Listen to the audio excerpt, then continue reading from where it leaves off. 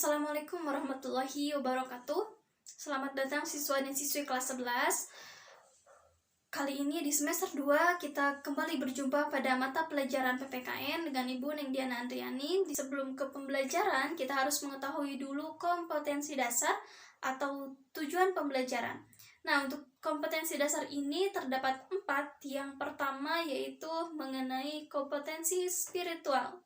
Diharapkan kalian mampu bersyukur terhadap nilai-nilai yang membentuk integrasi nasional dalam menghadapi ancaman terhadap negara kita.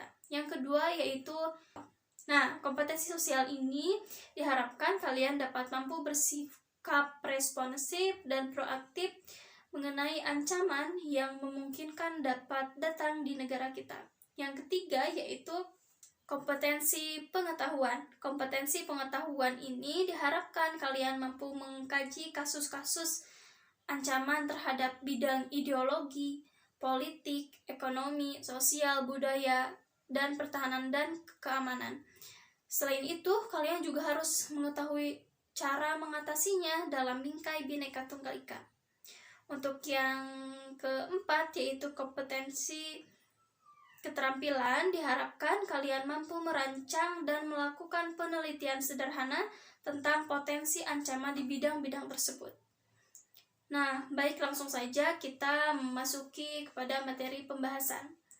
Untuk materi pembahasannya dapat kalian akses pada bab 5 di file buku yang berjudul Mewaspadai Ancaman Terhadap Negara Kesatuan Republik Indonesia.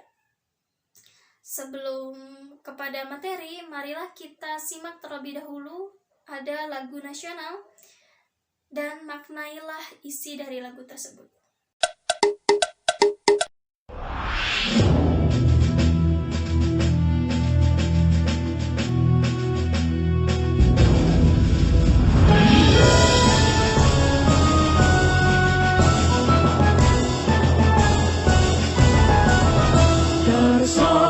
Sampai Merauke berjajar pulau-pulau, sang menyambung menjadi satu, itulah Indonesia. Indonesia tanah airku, aku berjanji padamu, menjunjung tanah airku Indonesia.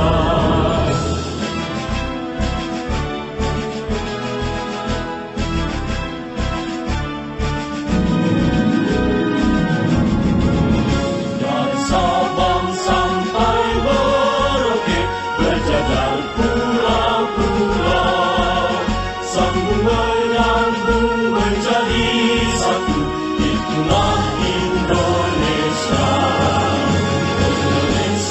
Tanah airku, aku berjanji padamu, menjunjung tanah airku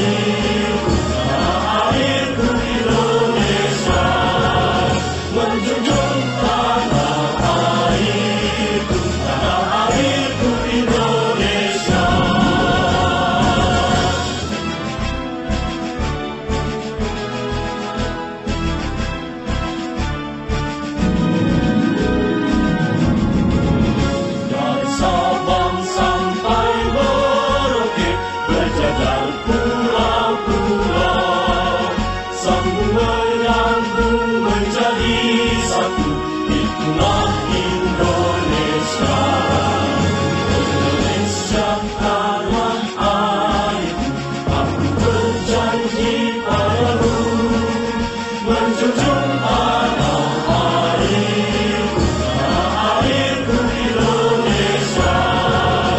menjunjung tanah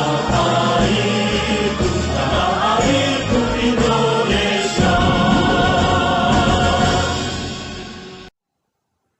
Baik, setelah kalian menyimak lagu dari Sabang sampai Merauke ciptaan R. Soeharjo tersebut, silahkan kalian ungkapkan atau kalian maknai apa yang kalian pikirkan dalam lagu tersebut. Silahkan tulis di kolom komentar.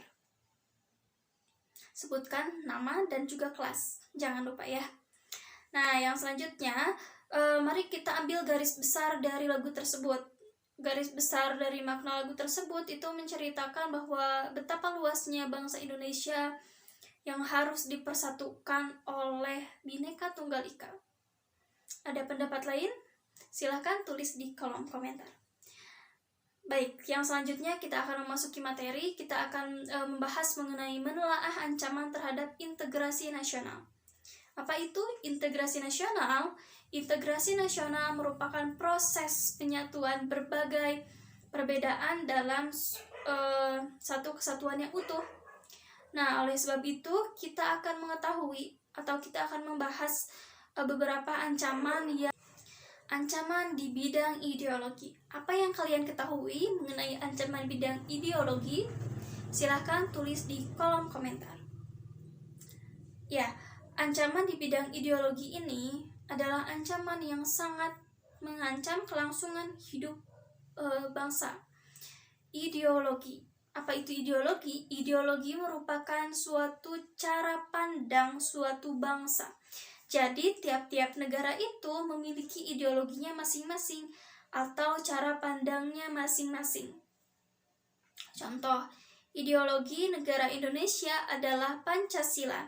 Mengapa Pancasila? Karena Pancasila merupakan ideologi pemersatu bangsa yang sangat cocok dengan karakteristik masyarakat Indonesia yang berbeda-beda dan beragam karakteristiknya. Mulai dari karakteristik agamanya, suku, bahasa, budaya, kebiasaan, adat istiadat, dan lain sebagainya. Untuk yang selanjutnya, apa sih yang dapat mengancam negara kita dari bidang ideologi? Mari kita ingat bersama bahwa Indonesia pernah mengalami hal tersebut. Ancaman bidang ideologi yang terbesar adalah ancaman di bidang ancaman ideologi komunisme dan ancaman ideologi liberalisme. Seperti yang sudah kita bahas pada semester 1 yang lalu, bahwa ideologi komunisme ini berasal dari negara Cina, sedangkan ancaman atau ideologi liberalisme ini berasal dari Amerika. Nah, ancaman ideologi komunisme dan liberalisme ini tidak hanya terjadi atau tidak hanya memasuki Indonesia saja, tetapi memasuki atau menyebar luas ke negara-negara lain di dunia. Jadi negara kita bukan satu-satunya negara yang menerima pengaruh ideologi tersebut. Mengapa ini terjadi? Nah, jawabannya adalah karena globalisasi atau kemajuan zaman. Zaman semakin hari, semakin waktu, tiap jam, tiap menit, tiap detiknya selalu berubah. Ideologi komunis ini sangat cenderung atau sangat mementingkan persamaan di bidang ekonomi, sehingga menghalalkan berbagai cara untuk supaya masyarakatnya memiliki persamaan di bidang ekonomi. Tetapi ideologi liberalisme itu kebalikannya, justru ideologi liberalisme sangat mengedepankan persamaan di bidang politik. Sehingga ideologi komunisme dan liberalisme ini sangat mempengaruhi pemikiran dan juga gaya hidup suatu bangsa. Nah, baiklah, itu saja yang akan Ibu sampaikan pertemuan kali ini. Ada tugas untuk kalian, yaitu silakan kalian identifikasi mengapa dan bagaimana solusinya, cara mengatasi ancaman di bidang ideologi. Sampai jumpa di pertemuan berikutnya. Wassalamualaikum warahmatullahi wabarakatuh.